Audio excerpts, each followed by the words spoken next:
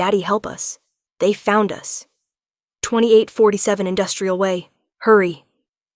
The phone buzzes against the marble desk at exactly 2:17 a.m., and Konstantin Dreva doesn't flinch. He's lived 843 years, and nothing surprises him anymore. Except this. The number isn't saved in his contacts. The message preview glows in the darkness of his penthouse office.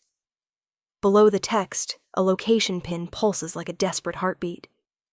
Konstantin stands so fast his chair rolls backward and hits the window overlooking the Chicago skyline. His fingers hover over the screen. He doesn't have children. He's never sired anyone. He's the vampire king of the North American territories, and he's made it a point to remain unattached for centuries. Attachment is weakness. Vulnerability is death. But that word, Daddy. His chest constricts in a way that feels almost human, almost mortal. He dials the number. It rings once, twice, then goes to a generic voicemail. He calls again. Nothing. Konstantin grabs his coat and moves toward the private elevator, already pulling up the location on his phone. It's a warehouse district on the south side, abandoned, dangerous even by vampire standards. He sends a quick text to his second-in-command, Gregor. Going dark. Track my location. If I don't report in 30 minutes, send reinforcements to 2847 Industrial Way. Gregor's response comes immediately. Sire, this could be a trap. I know. Konstantin pockets his phone and steps into the elevator. The descent feels like falling through time itself. He thinks about the message again. The desperation in those words. The way someone out there, some human probably, is so terrified they're reaching out to a number they shouldn't even have. His private line is protected by layers of security. Only his inner circle knows it, which means someone gave it out deliberately, or someone is very, very resourceful, or someone is about to be in serious danger. The elevator opens to the underground garage where his car waits, black and sleek and fast enough to break every traffic law in the city. He doesn't care. He drives like the night itself is chasing him, weaving through empty streets until the glittering downtown fades into industrial decay. The warehouse looms ahead, dark and skeletal against the cloudy sky. No lights, no movement. Konstantin parks a block away and approaches on foot, his senses sharpening. He can hear 3 heartbeats inside. No, 4. One is weak, fluttering. A child. His jaw tightens. He moves to a side door, testing the handle. Locked. He tears it off its hinges with one hand and steps inside, letting his eyes adjust to the deeper darkness. The warehouse smells like rust and old metal and fear. Fresh fear. Please, a woman's voice echoes from somewhere deeper in the building. Please, just let them go. Take me. I don't care what you do to me. Just let them go. Shut up, a man's voice, rough and cruel. You're all going to the same place anyway. Might as well keep you together. Makes transport easier. Konstantin moves silently through the shadows, following the voices to a central room where dim work lights hang from chains. What he sees makes his ancient blood turn cold. A woman kneels on the concrete floor, her hands zip-tied behind her back. She's maybe 30, with dark hair falling across her face and a split lip. Next to her, 2 children huddle together. A girl, maybe 8, with tears streaming down her cheeks. A boy, younger, maybe 5, clutching a stuffed rabbit that's seen better days. 3 men stand around them. Human. Armed. Criminals, Konstantin realizes. The kind of people who prey on the vulnerable. Mommy, the little boy whispers. I want to go home. I know, baby, the woman says, her voice breaking. I know. We're going to be okay. I promise. One of the men laughs. You shouldn't make promises you can't keep, lady. Konstantin steps into the light. The men spin toward him, weapons raised. The woman's head snaps up, and for a moment their eyes meet. Hers are brown, wide with terror and something else. Recognition? No, that's impossible. He's never seen her before in his life. Who the hell are you? The largest of the men demands. Konstantin doesn't answer. He moves faster than human eyes can track, and suddenly the man is on the ground, his weapon skittering across the concrete. The other two barely have time to react before Constantine disarms them too, his movements precise and economical. He doesn't harm them seriously. Not yet. He wants answers first. "On your knees," he says, his voice quiet but carrying the weight of absolute command. The men drop like puppets with cut strings. Their eyes glaze over slightly. Vampire compulsion is useful that way. Constantine turns to the woman and children. The little girl is staring at him with huge eyes. The boy has buried his face in his mother's shoulder. "Are you hurt?"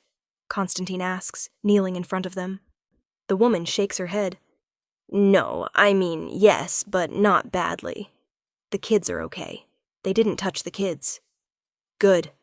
Constantine reaches behind her and snaps the zip ties like they're made of paper. Her wrists are raw. He frowns. "You need medical attention." "I need my children safe," she says fiercely. "That's what I need." "You'll have both." He looks at the children. "What are your names?" The little girl swallows hard. "I'm Piper. This is my brother Jasper." "Hello, Piper. Hello, Jasper." Constantine keeps his voice gentle.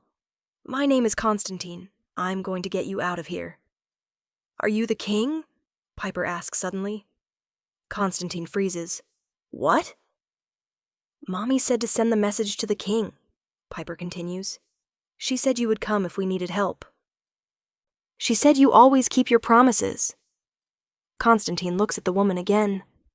Really looks at her this time. There's something familiar about the shape of her face, the set of her jaw, but he can't place it. "Who are you?" he asks. The woman's eyes fill with tears. "My name is Bridget Callahan. You knew my sister, Fiona." The name hits him like a physical blow. Fiona. 20 years ago. A young woman who worked at a coffee shop near one of his properties. She'd been kind to him, never afraid, never asking for anything. They'd talked sometimes late at night when the world was quiet. She'd told him about her dreams, her hopes. And then one night, she'd asked him for help. Her boyfriend was abusive. She needed to disappear. Constantine had made it happen. He'd given her money, a new identity, and his private number. Just in case. He'd told her to only use it if her life depended on it. "Fiona passed away," Bridget says quietly. "Cancer, 3 years ago. But before she died, she told me about you. She said if I was ever in real trouble, the kind of trouble no one else could fix, I should reach out to you. She said you were dangerous, but you were also honorable. She said you would help." Constantine's throat tightens. He remembers Fiona's smile, her laugh, the way she used to bring him coffee even though he couldn't drink it, just because she thought he looked lonely. "Why didn't you call sooner?" he asks. "Because I didn't want to believe it was that bad," Bridget says. Her voice cracks. "I'm a waitress, single mom. I've been working 2 jobs to keep the lights on since their father left. Last month, I witnessed something I shouldn't have. A serious crime. Behind the restaurant where I work nights. I went to the police, but..." She stops, swallows hard. "These men, they're connected. They said they'd make me disappear, make my kids disappear, if I testified. I tried to run, but they found us. Tonight they broke into my apartment. I barely got Piper and Jasper out. I ran with them, and I remembered what Fiona said. I remembered your number. I didn't know if it would still work. I didn't know if you'd even come." "I came," Constantine says simply. "Why?" Bridget's eyes search his face. "You don't know me. You don't owe me anything." "I owed your sister," he says, "and I don't leave children in danger." He stands and looks at the 3 men still kneeling on the ground, their faces blank. "Who sent you?" The largest one speaks in a monotone. "Vincent Caruso. He runs the Southside operations. The woman saw him commit a serious crime. He wants her silenced before the trial." "Where is Caruso now?" "His club, the Red Door on Halstead." Constantine nods. You're going to turn yourselves in to the police. You're going to confess to everything, including Caruso's involvement. You will not mention me or this family. Do you understand? Yes, they say in unison. Go. The men stand and walk toward the exit in a daze. Constantine turns back to Bridget and the children. Can you walk? Bridget nods and struggles to her feet, wincing. Jasper clings to her leg. Piper stands close, still holding her mother's hand. My car is outside, Constantine says. I'm taking you somewhere safe. Where? Bridget asks. My home. We can't, she starts. You can. And you will. His tone leaves no room for argument. Vincent Caruso is a powerful man with a long reach. You need protection that ordinary resources can't provide. You need me. Bridget looks at her children, then back at him. She nods slowly. Constantine leads them out of the warehouse and to his car. Jasper's eyes widen when he sees it. Cool car, he whispers. Thank you, Constantine says, opening the back door. Climb in. He helps Bridget into the passenger seat, noting how she tries not to show pain, but fails. Her wrist is swelling badly. Possible fracture. He'll have his personal physician examine her as soon as they're secure. The drive back to his building is quiet except for Jasper's soft sniffles. Piper watches out the window, her small face serious. Bridget stares straight ahead, her jaw tight. You're safe now, Constantine says. Are we? Bridget's voice is barely audible. I've put my kids in danger. I've dragged them into a nightmare because I tried to do the right thing. What kind of mother does that make me? The kind who has a conscience, Constantine says. The kind who refuses to let evil go unpunished. You're not the villain in this story, Bridget. She turns to look at him, and he sees the exhaustion in her eyes. The fear, but also something else. Determination. Fiona said you were a vampire, she says quietly. A king. Is that true? Constantine doesn't lie. Yes. Are you going to hurt us? Never. Why should I believe you? Because I'm still driving toward my home instead of anywhere else, he says. Because if I wanted to hurt you, I would have done it already. And because your sister trusted me, and I never betrayed that trust. Bridget is quiet for a long moment. Then she nods. Okay. The underground garage is empty when they arrive. Constantine parks and helps everyone out. Jasper is asleep now, his head on Piper's shoulder. Constantine lifts the boy gently, and the child doesn't wake, just curls into his chest with a soft sigh. Bridget watches with wide eyes. He doesn't usually trust strangers, she murmurs. Children can sense intention better than adults, Constantine says. They know when someone means them harm. The private elevator takes them to the penthouse. When the doors open, Bridget actually gasps.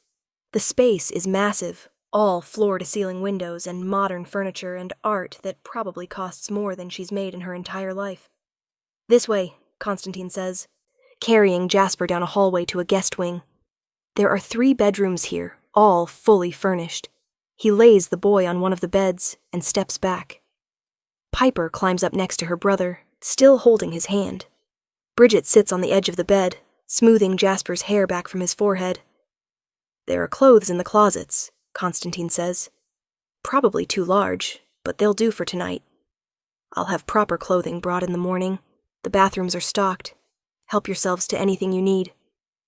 Thank you, Bridget says softly. Rest. I'll be back in a few hours. Where are you going? Constantine's eyes darken. To have a conversation with Vincent Caruso. Bridget stands quickly, wincing again. You don't have to. Yes, I do. His voice is cold now, the voice of someone who's ruled for centuries. He threatened children. My children, as far as I'm concerned now. That's unforgivable. Your children? Bridget repeats, confused. You called me Daddy, Constantine says simply. You asked for my help. I gave it. That means you're under my protection now. All of you. And I protect what's mine. Bridget's breath catches. We're not. You are. He turns to leave, then pauses at the door. Lock this behind me. Don't open it for anyone except me. If someone else tries to enter, there's a panic button by the bed. Press it, and my security team will be here in seconds. Constantine, Bridget says. He turns back. Thank you for coming, for believing us, for... Her voice breaks. For not letting my children get hurt. Something in his chest tightens again. That strange, almost human feeling. Sleep, Bridget. You're safe here. I promise. He leaves before she can respond, and he hears the lock click behind him. Good. She's smart. Gregor is waiting in the main living area, his expression grim. Sire, I tracked your location to the warehouse. What happened? Constantine explains briefly. Gregor's face darkens with each word. Vincent Caruso, Gregor says. I know of him. He's careful. Keeps his hands clean, officially. Not anymore, Constantine says. Get me everything on him. Assets, locations, associates. I want his entire operation mapped out by dawn. Are you sure that's wise? Taking on a human crime lord will draw attention? I don't care. Constantine's voice is sharp. He threatened children, Gregor. Children who called me for help. Children who are now under my roof and my protection. If the world wants to take issue with what I'm about to do, they can take it up with me personally. Gregor nods slowly. As you command. What about the woman and the children? What's your plan for them? They stay here. For how long? As long as necessary. Constantine pours himself a drink he won't consume, just for something to do with his hands. Maybe longer. Sire, Gregor says carefully, you haven't taken anyone under your direct protection in over a century. You've made it a point to remain unattached. Why now? Why them? Constantine is quiet for a moment, staring out at the city lights. Because 20 years ago, a young woman showed me kindness when she had no reason to. She saw what I was, and she didn't flinch. She didn't ask for anything except help leaving a bad situation. I gave it to her, and I thought that was the end. But she remembered, and when her sister needed help, she gave her the only lifeline she could think of. Me. He turns to face Gregor. That kind of trust, that kind of faith in someone like me, is rare. Maybe it's foolish. Maybe it's dangerous. But I won't betray it. I can't. Gregor studies him for a long moment, then nods. I'll get you the information on Caruso. And, Gregor, have Dr. Mikhailov come in the morning. The woman has injuries that need tending. Of course. After Gregor leaves, Constantine stands alone in the silence of his penthouse. He can hear the children's heartbeats from the guest wing, steady and calm now. Bridget's is faster, anxious even in exhaustion. He wonders if she's lying awake, wondering if she made the right choice bringing her children here. He wonders if he's making the right choice, letting them stay. But then he remembers Jasper's small hand clutching that worn rabbit, Piper's fierce protectiveness of her brother, Bridget's willingness to sacrifice herself for her children. And he knows. Right or wrong, he's already in too deep to turn back now. The red door is still open when Constantine arrives at 4 a.m., which tells him everything he needs to know about the kind of establishment it is. The bouncer at the front doesn't even get a chance to ask for ID before Constantine's power washes over him, and he steps aside, eyes glazed. Inside, the club is all red velvet and low lighting, and beautiful people doing questionable things. Constantine moves through the crowd like a shadow, his senses focused. He can smell Caruso's cologne from across the room. Expensive, trying too hard. The man himself is in a private booth in the back, surrounded by associates and people who are paid to laugh at his jokes. He's maybe 50, with slicked back hair and a suit that costs more than Bridget probably makes in a year. His rings catch the light as he gestures expansively. Constantine doesn't announce himself. He simply appears at the table, and suddenly every conversation stops. Every eye turns to him. The air itself seems to thicken with his presence. Vincent Caruso, Constantine says. Caruso looks up, his expression shifting from annoyance to confusion to something like fear. Who the hell are you? Someone you shouldn't have crossed. Constantine's voice is quiet, but it cuts through the music like a blade. We need to talk, privately. I don't talk to... Constantine's eyes flash red, just for a moment. Just enough. Caruso's words die in his throat. His associates freeze. The others slip away, sensing danger the way prey animals sense a predator. Now, Constantine says. Caruso stands on shaking legs and leads Constantine to a back office. The moment the door closes, Constantine has him against the wall, his hand near the man's throat. Not touching. Not yet. Just threatening. Bridget Callahan, Constantine says. Ring any bells? Caruso's eyes bulge. Don't lie to me. Constantine leans closer. You sent 3 men to capture her and her children tonight. You wanted to silence her before she could testify about a crime you committed, correct? She saw something she wasn't supposed to see, Caruso gasps. I had to protect my interests. Your interests. Constantine's laugh is bitter and cold. You were willing to harm children to protect your interests. It's just business. No. Constantine leans in close, letting Caruso see the fangs, the inhuman nature of what he's dealing with. It was a mistake. The last mistake you'll make in freedom.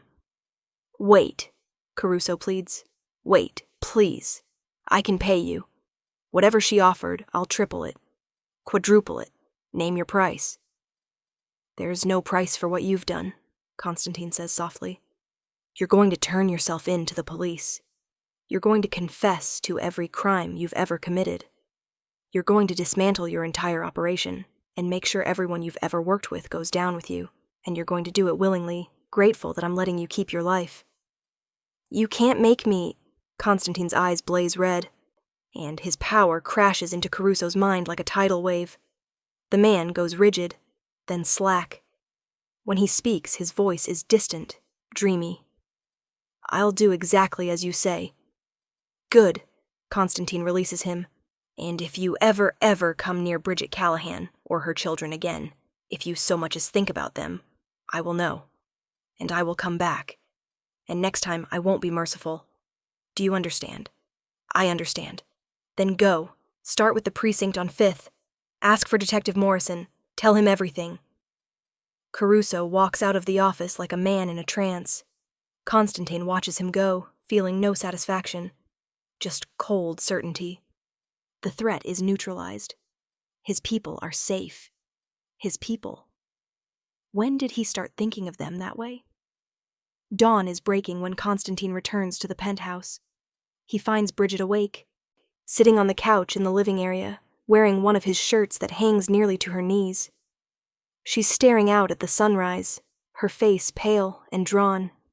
You should be resting, he says softly. She jumps, then turns to face him. I couldn't sleep. I kept thinking about what was happening, about what you were doing. It's done, Constantine says. Caruso is confessing to the police as we speak. His organization will collapse within days. You and your children are safe.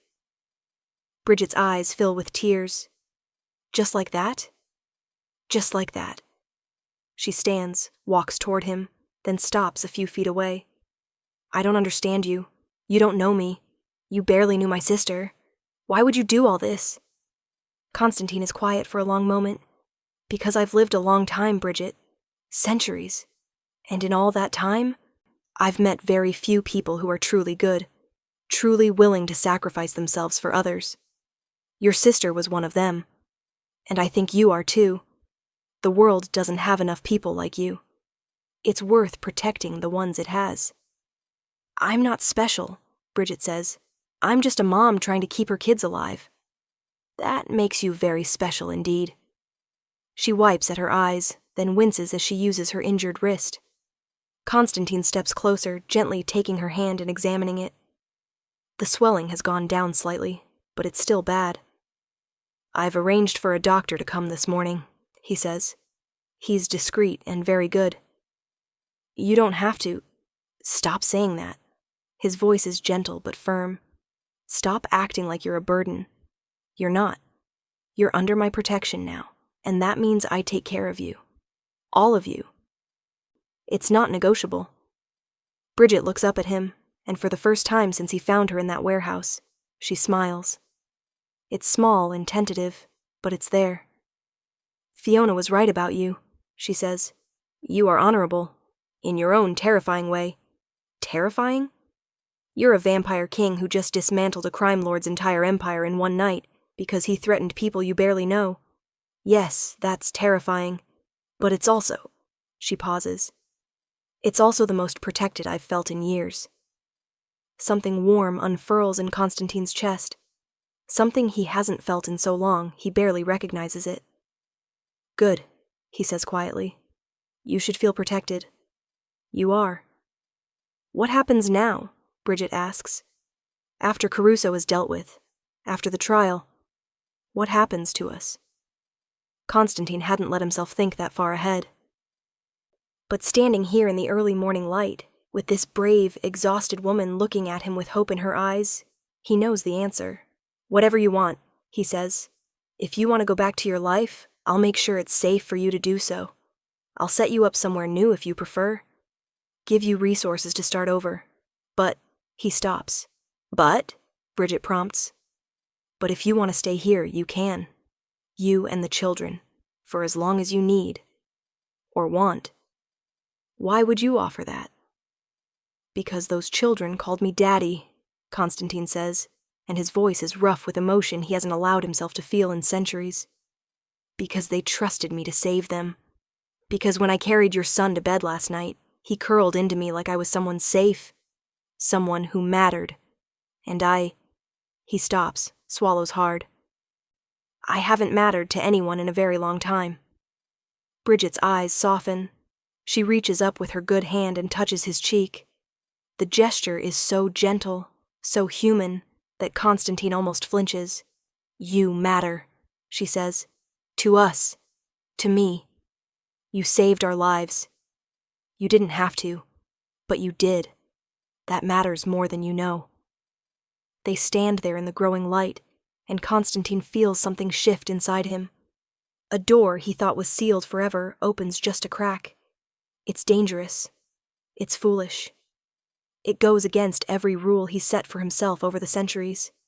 But when Jasper appears in the doorway, still clutching his rabbit, and says, Mommy, is the king really going to let us stay?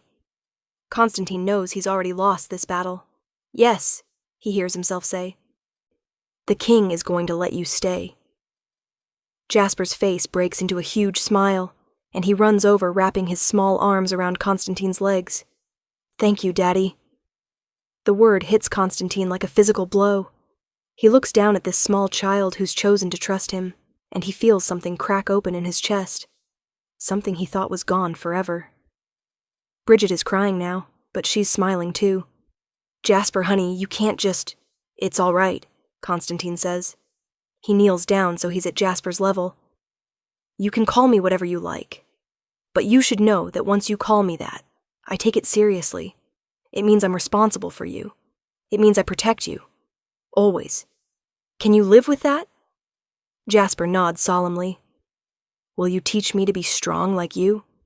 I'll teach you to be strong like your mother, Constantine says. She's the strongest person I've ever met. Piper appears in the doorway too, rubbing her eyes. Is it really over? Are we really safe? You're really safe, Constantine tells her. I promise. Fiona said you always keep your promises, Piper says. Your Aunt Fiona was a very wise woman. Piper walks over and takes his hand, her small fingers curling around his. Will you help me with my homework? Mommy's been too tired, and I'm falling behind in math. Constantine, who's negotiated treaties between vampire houses, who's managed billion-dollar investments, who's survived centuries of political intrigue, finds himself nodding. I'll help you with your homework. And can we have pancakes for breakfast? Jasper asks hopefully. I don't actually eat food, Constantine admits. But I can hire someone who makes excellent pancakes. Or I could make them, Bridget says softly. If you have a kitchen, it's the least I can do. You don't owe me anything, Constantine says. Maybe I want to, anyway. They look at each other for a long moment, and something unspoken passes between them. Understanding, recognition, the beginning of something neither of them expected. Dr. Mikhailov arrives an hour later and examines Bridget's wrist. It's a bad sprain, not a fracture, but he wraps it carefully and gives her pain medication. He checks the children, too, declaring them healthy despite the trauma. They're resilient, he tells Constantine privately. Children often are, but they'll need stability now, routine, safety. Can you provide that? Yes, Constantine says without hesitation. Good. Dr. Mikhailov packs his bag. I'll check on them again in a week. The rest of the day passes in a strange domestic blur. Bridget makes pancakes, and Constantine sits at the kitchen island watching her move around the space like she belongs there. The children eat ravenously, telling stories about their old school, their friends, the life they had before everything went wrong. Constantine finds himself listening, really listening, in a way he hasn't in decades.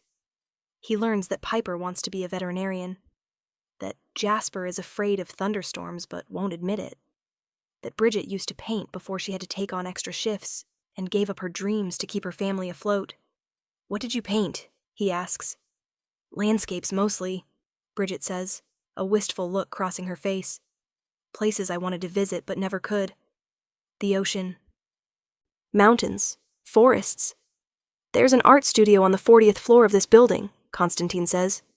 It's empty. You could use it. I couldn't. You could. He holds her gaze. You keep saying that, but you can. You can paint and rest and let someone else carry the weight for a while. Let me carry it. Bridget's eyes fill with tears again. I don't know how to do that. I've been the only one carrying it for so long. Then learn, Constantine says gently. I'm patient. I have time. That night, after the children are asleep and the penthouse is quiet, Bridget finds Constantine in his study. He's reading through reports on Caruso's confession, making sure every loose end is tied up, every threat eliminated. They're asking for you, Bridget says from the doorway. They want you to tuck them in. Constantine looks up, surprised. Both of them? Both of them. Apparently you're already their favorite. He follows her back to the guest wing, and sure enough, both Piper and Jasper are waiting in their respective beds, eyes bright despite the late hour. Will you tell us a story? Piper asks. What kind of story? A scary one, Jasper says, but not too scary. Constantine sits on the edge of Jasper's bed, and Piper scoots over so she can see him from her room. He thinks for a moment, then begins. Once upon a time there was a king who lived in a very tall tower. He had everything he could ever want, except for one thing. He was lonely. He'd lived for so long, seen so much, that he thought nothing could surprise him anymore. But then one night, he got a message from someone he'd never met, asking for help. And even though it was dangerous, even though it went against every rule he'd ever set for himself, he went to help anyway. And do you know what he found? What? Both children ask in unison. He found a family, Constantine says softly. A brave mother and two incredible children who reminded him what it was like to care about something other than survival. They reminded him that life, even a very long life, can still hold surprises, and that sometimes the best things come from taking risks. Is that story about us? Piper asks sleepily. Maybe, Constantine says. Now sleep. You're safe here. I promise. He stays until both children drift off, their breathing deep and even. When he stands to leave, Bridget is watching from the hallway, and there are tears on her cheeks. Thank you, she whispers. For what? For giving them hope. For giving me hope. For being exactly who Fiona said you were. Constantine wants to tell her not to hope too much, that he's not the hero she thinks he is, that he's done difficult things over the centuries, and he'll probably face difficult situations again. But looking at her standing there in the dim light, looking at the children sleeping peacefully for the first time in who knows how long, he can't bring himself to say it. Instead, he takes her hand, careful of her injury, and leads her back to the living area. "Tell me about Fiona," he says. "Tell me about your sister." So she does. They sit on the couch as the city lights twinkle below, and Bridget tells stories about growing up with Fiona, about their parents who died too young, about how Fiona always protected her, always looked out for her. How Fiona gave her that phone number on her deathbed and made her promise to use it if she ever needed help. "She loved you, you know," Bridget says. "Not romantically, but she loved you the way you love someone who shows you kindness when the world is cruel." "I didn't do enough," Constantine says. "I should have checked on her, made sure she was all right." "She wouldn't have wanted that. She was proud, independent. She just needed help that one time, and you gave it. That was enough." "Was it?" Bridget turns to face him fully. "Constantine, you saved my children's lives tonight. You stopped a man who would have harmed us without a second thought. You brought us into your home, offered us protection, offered us safety. Yes, it was enough. It's more than enough." He wants to believe her. He wants to accept that he's done something good, something right. But centuries of cynicism, of survival, of keeping everyone at arm's length, make it hard. "I don't know how to do this," he admits. "I don't know how to be what they need, what you need." "You're already doing it," Bridget says. "You showed up when we called. That's all anyone can ask." They sit in comfortable silence for a while, and Constantine finds himself relaxing in a way he hasn't in years. Decades, maybe centuries.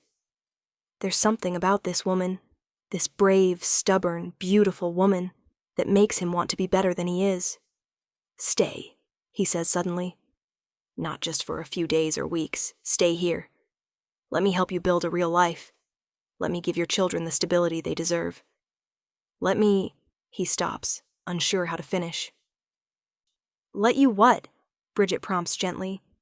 "Let me be part of your family," he says, and the words feel both terrifying and right. "I know it's too fast. I know it's unusual.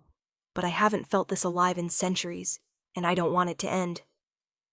Bridget is quiet for so long that Constantine thinks he's made a terrible mistake, but then she smiles, and it transforms her whole face. "Okay," she says simply. "Okay. Okay, we'll stay, we'll figure this out together. Whatever this is." Constantine feels something in his chest expand, warm and bright. "Whatever this is," he agrees. Over the next few weeks, life settles into a rhythm that Constantine never expected. Bridget starts painting again, spending hours in the art studio while the children are at their new private school. Constantine has enrolled them in the best institution in the city, with security that would make Fort Knox jealous. No one will ever threaten them again. Piper excels in her classes, especially math, which Constantine helps her with in the evenings. Jasper makes friends quickly and brings home drawings to hang on the penthouse refrigerator. Bridget laughs at that, at this centuries-old vampire king carefully arranging crayon drawings with magnets, but Constantine doesn't care. He likes seeing the bright colors, the evidence of children's joy in his home. Vincent Caruso's trial is swift. His confession, given under Constantine's compulsion, is detailed and damning. He goes to prison for life, and his organization crumbles. Bridget doesn't have to testify. She doesn't have to do anything except heal. And she does heal. Slowly, gradually, the fear fades from her eyes. She smiles more. She laughs. She starts talking about the future instead of just surviving the present. One night, about a month after that desperate text message, Constantine finds Bridget in the art studio. She's working on a large canvas, and when he sees what she's painting, his breath catches. It's him, and the children. All three of them in the penthouse living room, the city lights glowing behind them. But it's not just a portrait. It's a feeling. Safety. Family. Home. "What do you think?" Bridget asks, not turning around. "I think it's the most beautiful thing I've ever seen." Constantine says honestly. It's for you, she says. A thank you gift. You don't need to thank me. I want to. She sets down her brush and turns to face him. Constantine, I need to tell you something. His chest tightens. What? I'm falling in love with you, Bridget says simply. I know it's fast. I know it's probably unusual. You're a vampire king, and I'm a waitress with 2 kids and more challenges than anyone should have to deal with. But I can't help it.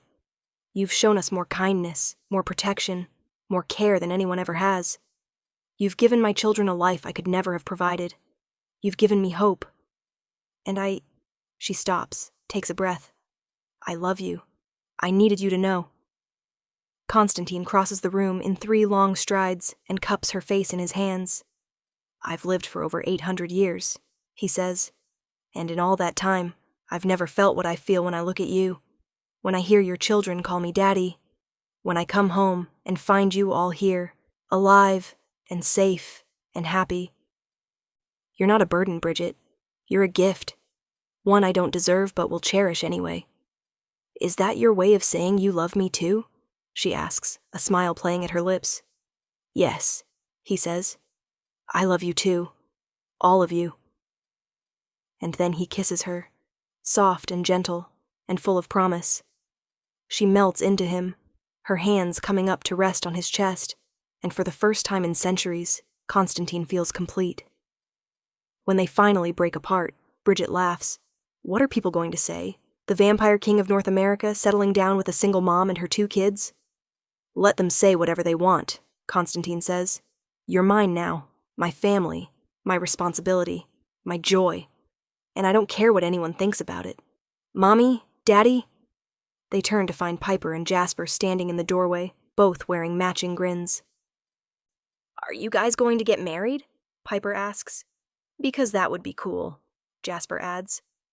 Constantine looks at Bridget, who's laughing and crying at the same time. Well, he says, what do you think?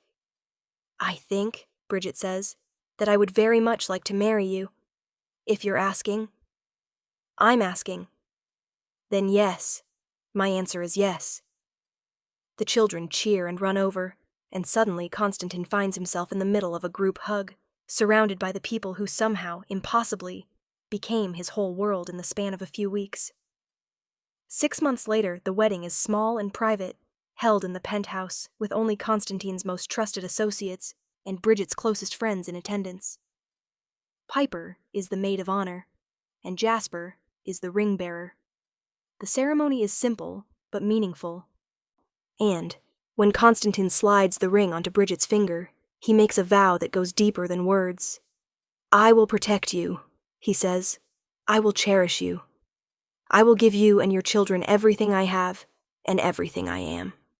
For as long as you'll have me. Forever, Bridget says. I'll have you forever. And she means it. Against all odds, against everything that should make sense, this strange little family they've built together becomes the center of Constantine's world. He teaches Jasper to be strong and brave. He helps Piper with her veterinary dreams. He watches Bridget paint her beautiful art and sell it for prices that shock her. And at night, when the city sleeps and his family is safe in their beds, Constantine stands at the window and thinks about that message, that desperate text that changed everything. Daddy, help us.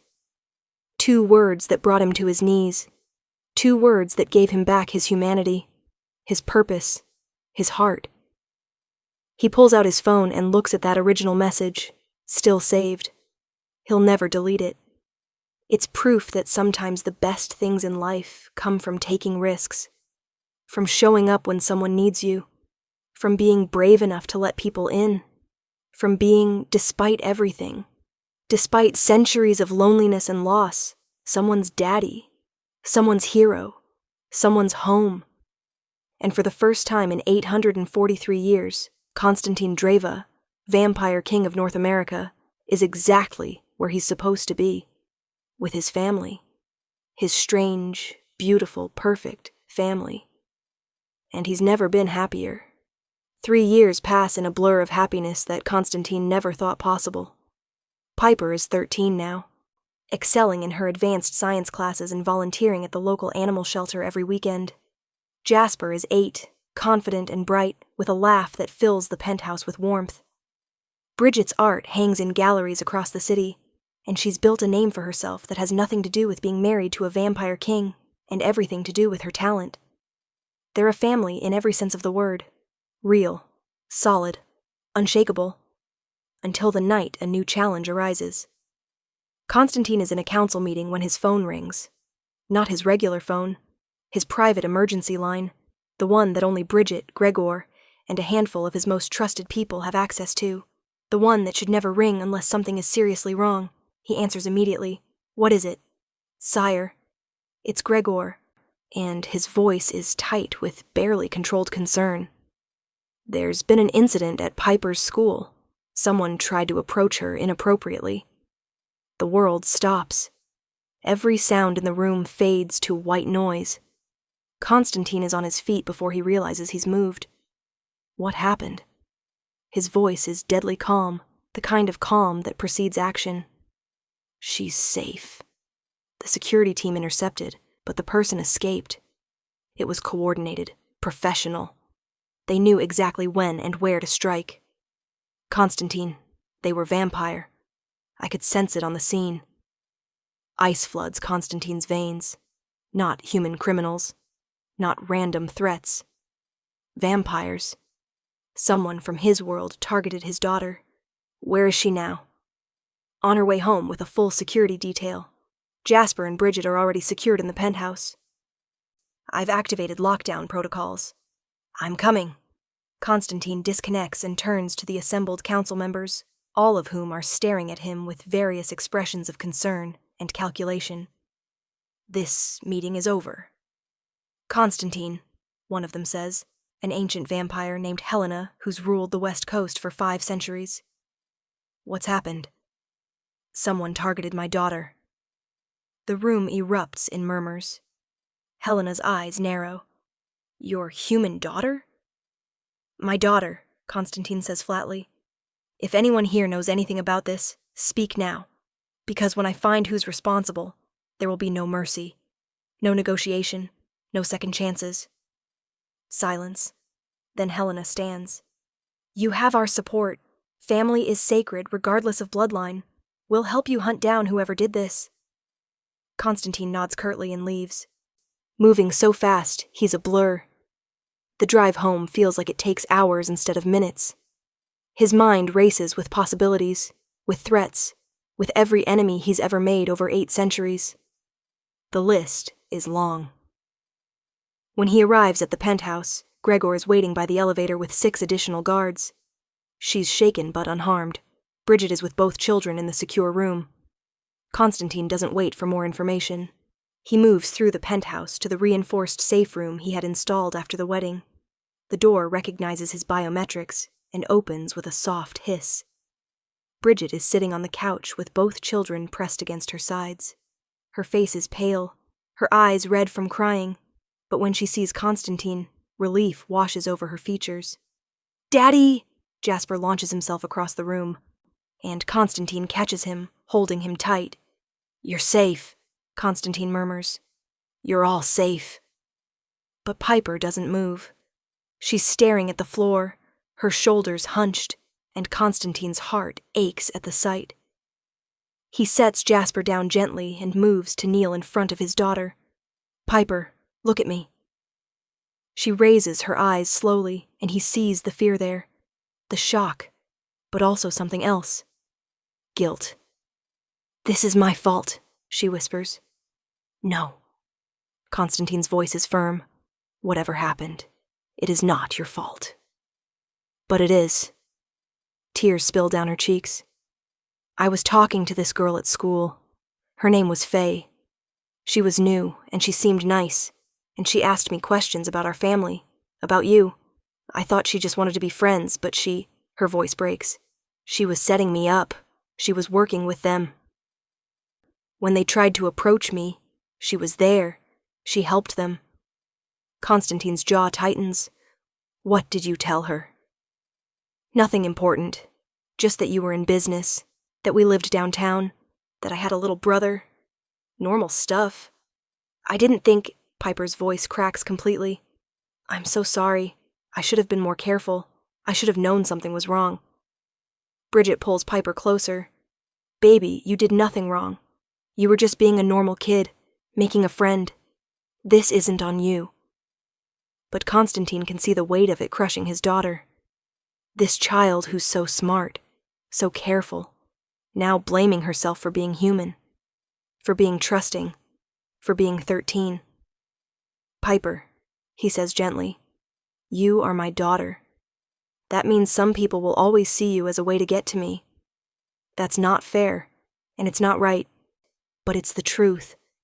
But it also means I will move heaven and earth to keep you safe. All of you. This isn't your fault. The only people at fault are the ones who tried to harm you. And I promise you, I will find them. What if they come back? Piper asks in a small voice. What if they try again? They won't get the chance.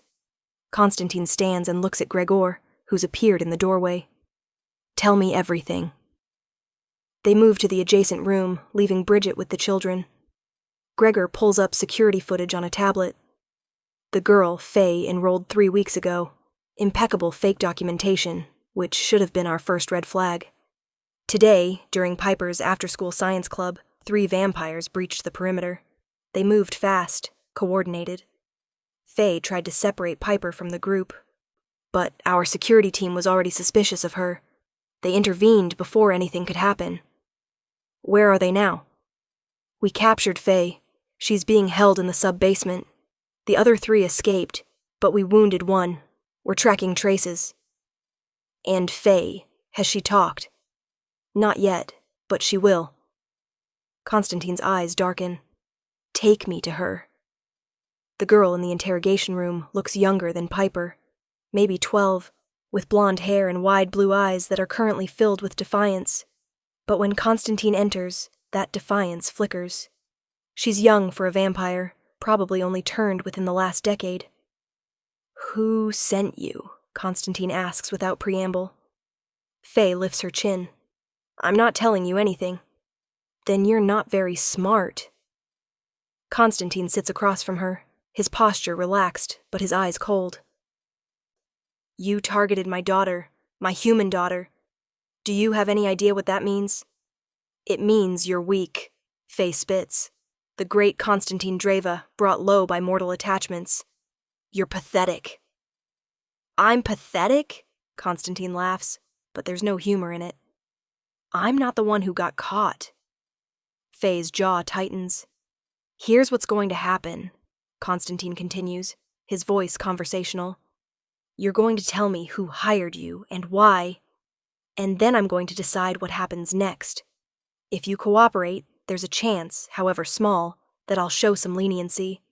If you don't, things will become very difficult for you. You can't scare me.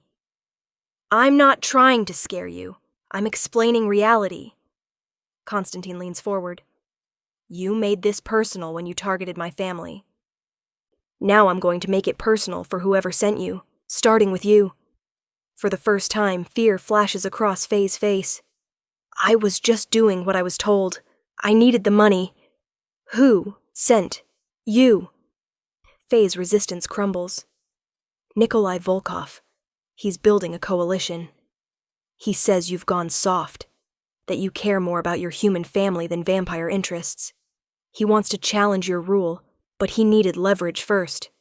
He thought if he had your daughter, he could force you to step down peacefully. Constantine feels rage like ice in his veins. Nikolai Volkov. A younger vampire, ambitious and reckless, who's been making noise for years about modernizing vampire society. Constantine had dismissed him as a nuisance. Clearly a mistake. Where is Nikolai now? I don't know. He moves around, but he has supporters. Lots of them. They think you've betrayed vampire kind by marrying a human, by raising human children as your own. They think you're setting a dangerous precedent. They're right, Constantine says softly. I am setting a precedent. The precedent that anyone who threatens my family faces serious consequences. He stands and turns to Gregor. Find Nikolai. Use every resource we have. I want him found within 24 hours. And her? Gregor gestures to Faye. Constantine looks at the girl for a long moment. She's young, foolish, and was used as a pawn. But she still tried to hurt his daughter. Hold her. When this is over, she'll stand trial before the council. Her fate will be decided then.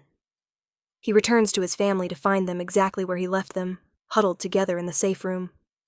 Jasper has fallen asleep against Bridget's side, but Piper is still awake, still haunted. Is it over? Bridget asks. Not yet, but it will be soon. Who's behind this?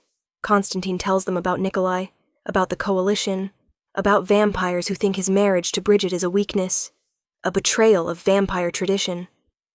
As he speaks, he watches Bridget's face carefully, waiting for the moment she realizes the danger she's brought into her children's lives just by loving him. But instead of fear or regret, he sees anger. So they think they can use our children as pawns? Bridget's voice is low and fierce. They think they can terrorize a 13-year-old girl because they don't like who you married? Yes. Then what are you going to do about it? Constantine meets her eyes and sees the same fire that made him fall in love with her in the first place. I'm going to end it. Permanently. Good. Bridget reaches out and takes his hand. But Constantine, I need you to promise me something. Anything. Don't lose yourself in this. Don't become someone you're not. Our children need you to be the father who helps with homework and hangs their drawings on the refrigerator, not just the king who faces down his enemies. Constantine squeezes her hand gently. I can be both. I know you can. Just don't forget which one matters more. He leans down and kisses her forehead, then Piper's. I won't. I promise. Gregor finds Nikolai 16 hours later, holed up in an abandoned factory outside the city with 40 of his supporters. It's a respectable force, but nothing compared to what Constantine can bring to bear. He mobilizes his own people, vampires who've been loyal to him for decades or centuries. And by midnight, they have the factory surrounded. Constantine doesn't bother with subtlety. He walks through the front door alone, his presence announcing itself like a shockwave. The vampires inside freeze, their supernatural senses telling them exactly how outmatched they are. Nikolai Volkov, Constantine calls out. Show yourself. A vampire steps forward from the shadows. He's tall and dark-haired, maybe 200 years old, with the kind of confidence that comes from never truly being tested. Until now. Constantine, I was wondering when you'd find me. You targeted my daughter. I targeted a weakness in your position. Nikolai's expression is defiant. You've changed, old friend. Time was you would have seen this coming. But you've been distracted, playing house with mortals. It's made you vulnerable. Has it? Constantine's voice is dangerously quiet. Why don't we discuss that? I don't want to fight you. I want you to see reason. Step down voluntarily. Let younger, clearer heads lead our people into the future. You can keep your human family, live out whatever life you've constructed. But you can't be king anymore. Not when you put human concerns above vampire interests. My daughter is my concern, Constantine says. My son, my wife. They are vampire interests because I say they are. That's what it means to be king.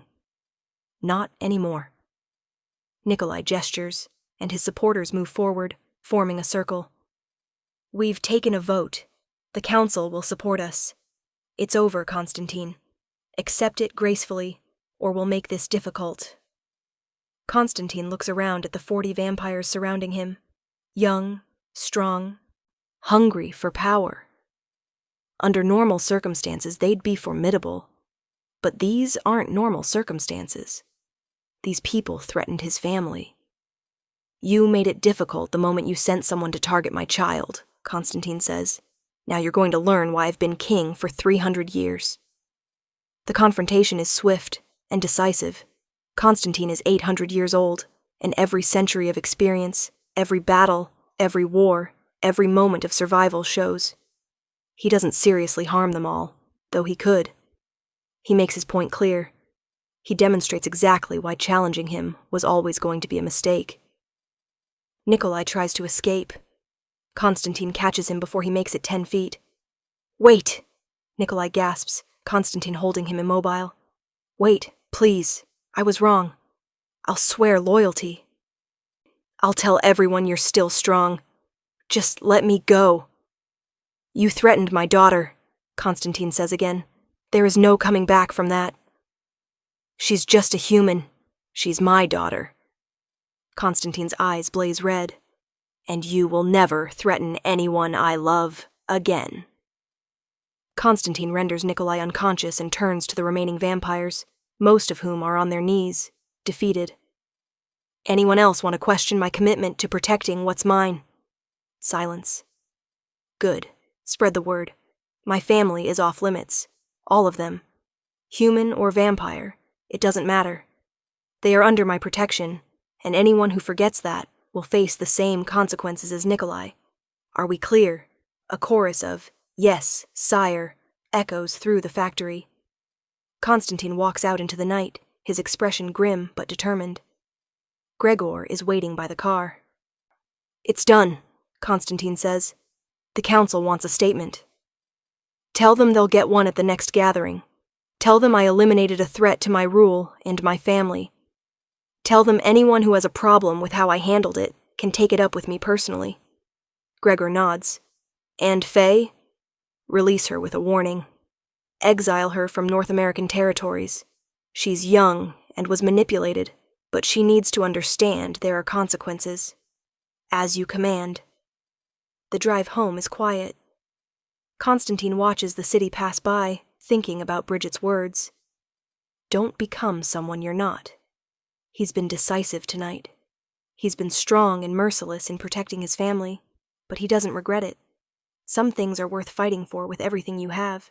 His family is one of them. When he enters the penthouse, dawn is breaking. He expects everyone to be asleep, but instead he finds them all in the living room. Bridget is on the couch with Jasper curled in her lap. Piper sits next to them, and they're all watching the door like they've been waiting. "It's over," Konstantin says. "The threat is gone. Permanently." Jasper launches himself at Konstantin. "You saved us again, Daddy." "Always," Konstantin promises, catching him. "I'll always save you." Piper stands slowly, and Konstantin braces himself for fear, for horror at what he's done, at what he is. But instead, she walks over and hugs him tightly. "Thank you," she whispers, "for keeping us safe." "You never have to thank me for that," Konstantin says, his voice rough with emotion. Bridget approaches last, and she takes in the state of him, the exhaustion, the intensity in his eyes. She cups his face in her hands. "Are you all right?" she asks. "I am now? Did you lose yourself?" Konstantin thinks about Nikolai's confrontation, about the decisiveness, about the message he sent. "No, I knew exactly who I was the entire time. A father protecting his children, a husband protecting his wife. Everything else was just details." Bridget smiles and kisses him softly. "Then that's all that matters. Come on, let's get you cleaned up. Tomorrow we can deal with councils and politics and everything else. Tonight we're just a family." And that's exactly what they do. Konstantin showers while Bridget makes coffee and hot chocolate. They gather in the living room as the sun rises over the city, and they talk about normal things. School projects, art commissions. The puppy Piper wants to adopt from the shelter. "Can we really get a dog?" Piper asks hopefully. "If you promise to take care of it," Bridget says. "I promise. I'll walk it every day and feed it and teach it tricks and—" "What about you, Jasper?" Konstantin asks. "Do you want a puppy?" Jasper nods enthusiastically. "A big one. That can protect us." "I think we have enough protection," Bridget says with a laugh, looking at Konstantin. He smiles, and it's genuine, warm, human. A puppy sounds perfect. They talk about names, about breeds, about whether to get one puppy or two. It's mundane and domestic, and exactly what they all need after the terror of the last 24 hours. Eventually, Jasper falls asleep again, sprawled across Constantine's lap. Piper dozes against her mother's shoulder. Bridget leans against Constantine's side, and he wraps his arm around her. "This is real, isn't it?" Bridget murmurs. "We really are going to be okay." "We are," Constantine confirms. "I've sent a message that will echo through vampire society for the next century. No one will dare threaten you again." "But what about the vampires who think like Nikolai did? Who think you've betrayed your own kind?" "Let them think it. I've spent 800 years doing what vampire society expected of me. I've fought their wars, maintained their traditions, ruled with strength and distance, and I was empty. Now I have you, and Piper, and Jasper. I have a reason to come home at night. I have a reason to be better than I was. If that's betrayal, then I'm guilty as charged." Bridget tilts her head to look up at him. "No regrets?" "Not a single one." "Good." She settles back against him. "Because we're keeping you. You're stuck with us now." "Stuck is not the word I would use," Constantine says softly. "Blessed, lucky, home. Those are better words." They sit together as the sun climbs higher, this strange family that shouldn't exist but does. A vampire king and a human artist and 2 children who call him Daddy without hesitation. It defies logic, defies tradition, defies everything Constantine thought he knew about himself and his world. But it's perfect. 3 days later, the council meets, and Constantine makes his statement. He tells them about the threat, about Nikolai's plot, about the message he sent. Some of the older vampires nod approvingly. A few of the younger ones look uncomfortable, but no one challenges him. Helena speaks for the group. "Your response was appropriate given the circumstances. Family is sacred. We support your right to protect yours, however unconventional it may be." "Thank you," Constantine says, "but understand this. My family is not a weakness. They're a strength. They remind me what I'm fighting for, what I'm ruling for. Not just vampire interests, but the future. A future where we don't have to hide what we are or who we love. Where strength comes from connection, not isolation. That's the precedent I'm setting." Another council member, an ancient vampire named Raphael, speaks up. "And if others of our kind follow your example, marry humans, raise mortal children, then we adapt," Constantine says. "We've survived for millennia by adapting. This is just the next evolution." The council debates for hours, but in the end they agree. Constantine's rule stands. His family is recognized and protected under vampire law.